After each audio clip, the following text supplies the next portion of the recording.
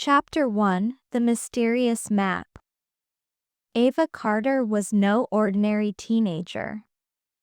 While most of her friends spent their weekends hanging out at the mall or watching movies, Ava had a passion for adventure and archaeology.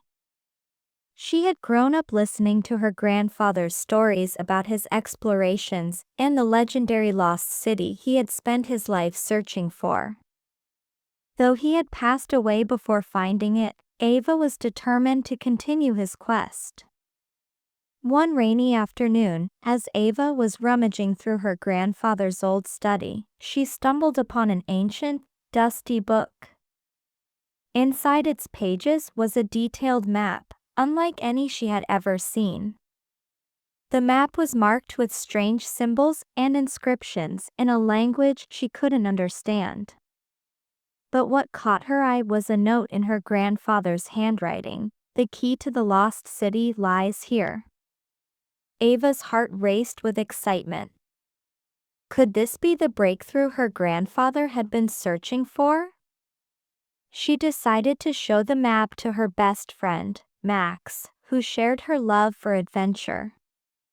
"Max, you have to see this," Ava exclaimed, rushing into his room with the book. Max looked up from his video game, intrigued. "What is it?" "It's a map," Ava said, opening the book to the marked page. "I found it in my grandfather's study. I think it might lead to the lost city he was always talking about." Max examined the map closely.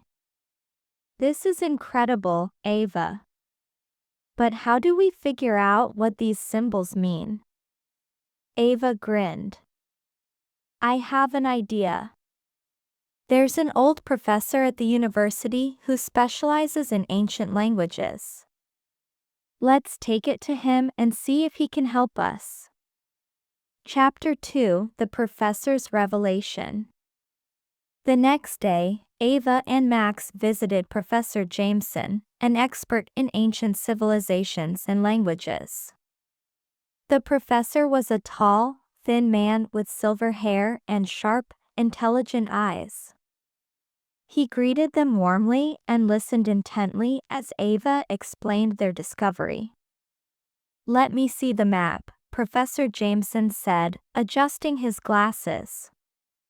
Ava handed him the book, and the professor studied the map for a few moments. His eyes widened in recognition. "This is remarkable. These symbols are from an ancient civilization that predates most known cultures.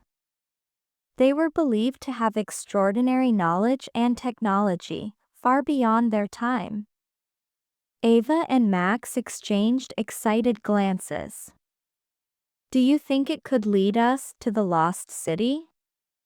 Ava asked. Professor Jameson nodded. "It's possible. According to legend, the lost city was a center of immense power and wisdom. Many have tried to find it, but none have succeeded. Your grandfather was a brilliant man, Ava. If anyone could have come close to finding it, it would have been him." Ava felt a surge of pride and determination. "Can you help us translate the map and figure out where it leads?" The professor smiled. "I would be honored. But be warned, this journey will be dangerous. The lost city is hidden for a reason, and there are those who would stop at nothing to keep its secrets buried." Ava and Max nodded, ready for the challenge. "We'll do whatever it takes," Ava said firmly. Chapter 3: The Journey Begins. With Professor Jameson's help, Ava and Max spent the next few weeks deciphering the map and preparing for their journey. They gathered supplies, researched the terrain, and plotted their route. The map led them to a remote region deep in the Amazon rainforest, a place few had ever ventured. The day finally came for their departure. Ava's mother, though worried, supported her daughter's dream and gave her a heartfelt hug. "Be careful, Ava. Your grandfather would be so proud of you." Ava smiled, feeling a mix of excitement and nervousness. "I will, Mom. I promise." Max's parents were equally supportive, though they made him promise to stay safe and keep in touch. With their backpacks filled and spirits high, Ava and Max boarded a plane to South America, ready to embark on the adventure of a lifetime. The journey to the Amazon was long and arduous. They traveled by plane, boat, and finally on foot, guided by the map and Professor Jameson's instructions. The dense jungle was filled with the sounds of exotic birds and the rustling of unseen creatures. It was both beautiful and intimidating. As they trekked deeper into the rainforest, Ava and Max faced numerous challenges: treacherous river crossings, swarms of insects, and thick, tangled vegetation. But their determination never wavered. They knew they were getting closer to the lost city with each step. Chapter 4: The First Clue. After several days of grueling travel, Ava and Max stumbled upon a hidden cave, just as the map had indicated. The entrance was concealed by overgrown vines and moss, but they could see the faint outline of ancient carvings on the stone walls. "This must be it," Ava said, her voice filled with excitement. "The first clue to the lost city." They carefully pushed aside the vines and entered the cave. Inside, the air was cool and damp, and the faint glow of their flashlights revealed intricate carvings and symbols on the walls. It was clear that this place had not been disturbed for centuries. Max examined the carvings closely. These symbols matched the ones on the map. They must be directions to the next location. Ava nodded, her eyes scanning the walls. "Look, there's something written here." She pointed to a series of symbols that formed a sentence. With Professor Jameson's translations in mind, she read aloud, "Follow the path of the rising sun to the Valley of Echoes. There, you will find the guardian of the city." "The Valley of Echoes," Max repeated. "That must be our next destination." Ava felt a sense of exhilaration. They were one step closer to finding the lost city. "Let's keep moving. We can't afford to lose any time." Chapter 5: The Valley of Echoes. Guided by the map and the cave's instructions, Ava and Max continued their journey. The path led them through dense jungle and rugged terrain, testing their endurance and resolve. Despite the challenges, they pressed on, driven by the promise of discovering the lost city. After several days, they reached a vast, open valley surrounded by towering cliffs. The valley was eerily silent, except for the occasional sound of their own voices echoing back to them. "This must be the Valley of Echoes," Ava said, looking around. "But where is the guardian?" As they explored the valley, they came across a large, stone statue of a warrior standing at the base of the cliffs.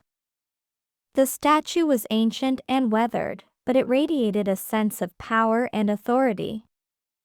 "Could this be the guardian?" Max asked, approaching the statue. Ava examined the base of the statue and found another inscription. It says, "Speak the words of truth, and the path shall be revealed." Max looked puzzled. "What do you think that means?" Ava thought for a moment. "Maybe it's a riddle. We need to speak the truth to activate the guardian." They stood in front of the statue and took turns speaking truths about their journey and their quest. As they did, the ground beneath them began to tremble, and the statue's eyes glowed with a bright, golden light. Slowly, the statue moved aside, revealing a hidden entrance to a tunnel. Ava and Max exchanged excited glances. "We did it," Ava said, her voice filled with awe. The Path to the Lost City. Chapter 6: The Hidden City. Ava and Max entered the tunnel, their flashlights cutting through the darkness. The air was cool and damp, and the walls were lined with more ancient carvings and symbols. They followed the tunnel for what seemed like hours, until they finally emerged into a vast underground chamber. Before them lay the lost city, a breathtaking expanse of ancient buildings and structures, all illuminated by a soft, ethereal light. The city was a marvel of architecture and engineering, with intricate designs and towering statues. "This is incredible," Max whispered, unable to believe his eyes. "We found it. We actually found the lost city." Ava felt a sense of awe and fulfillment. "My grandfather was right. This place is real." As they explored the city, they discovered that it was filled with artifacts and treasures beyond their wildest dreams. They found libraries filled with ancient texts, laboratories with advanced technology, and temples dedicated to unknown gods. But as they delved deeper into the city's secrets, they also realized that the city held dangers. Traps and puzzles protected its most valuable treasures, and they had to use all their skills and knowledge to navigate safely. Chapter 7: The Heart of the City. At the center of the lost city, Ava and Max found a grand temple, its entrance guarded by two massive stone statues. They entered cautiously, their senses alert for any signs of danger. Inside, they found a large, ornate chamber with a pedestal at its center. On the pedestal rested a glowing, crystal orb, pulsing with a mysterious energy. "This must be the heart of the city," Ava said, approaching the pedestal. "The source of its power."